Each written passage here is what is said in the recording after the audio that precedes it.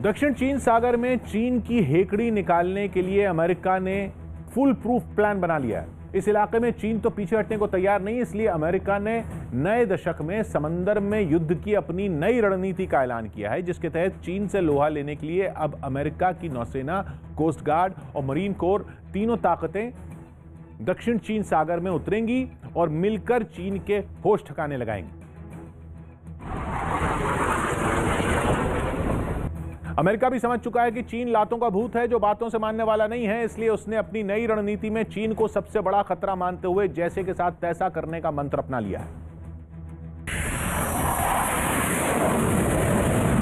चीन दक्षिण चीन सागर के लगभग 90% हिस्से को अपनी जागीर बताता है, लेकिन अमेरिका उसके इस हवाई दावे को नहीं मानता, इसलिए अमेरिका के जंगी जहाज इस इलाके में गश्त लगाते रहते हैं। और इस साल तो उसने ताइवान को सैकड़ों करोड़ों डॉलर के हथियार बेचकर चीन को खुली चुनौती भी दे दी है। इस चक्कर में दोनों देशों के बीच तनाव चरम पर पहुंच चुका है और जानकार तो मानते हैं कि अगर जल्द हालात नहीं सुधरे तो दक्षिण चीन सागर में अमेरिका और चीन सरकार या एक दूसरे को मारकर ही दम लेंगे। केंद्रीय मंत्री श्रीपद नाइक की कार एक हादसे का शिकार हुई, जिसमें उनकी पत्नी और उनके निजी सचिव का निधन हो गया।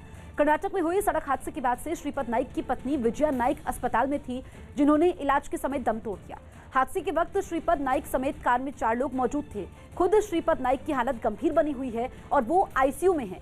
पीएम मोदी ने गोवा के मुख्यमंत्री प्रमोद सावंत से बात कर श्रीपद नाइक के स्वास्थ्य की जानकारी ली। इसके अलावा रक्षा मंत्री राजनाथ सिंह ने भी गोवा के मुख्यमंत्री से बातचीत की। बोला यहाँ पे एक्सीडेंट हुआ था कर्नाटक के हॉस्पिटल में स्टेबल करने के बाद उनको प्राइमरी फर्स्ट एड देने के बाद उनको वहाँ से उन्हीं की गाड़ी में शिफ्ट किया था। हमने गोवा बॉर्डर से हमारी एम्बुलेंस से कार्डियक एम्बुलेंस से उन्हें गोवा मेडिकल कॉलेज में शिफ्ट किया है। एट प्रेजेंट तो उनकी प्रकृति ठीक है, स्टेबल है। हैदराबाद में एक एमआईएम नेता की हत्या करने वाले 3 लोगों को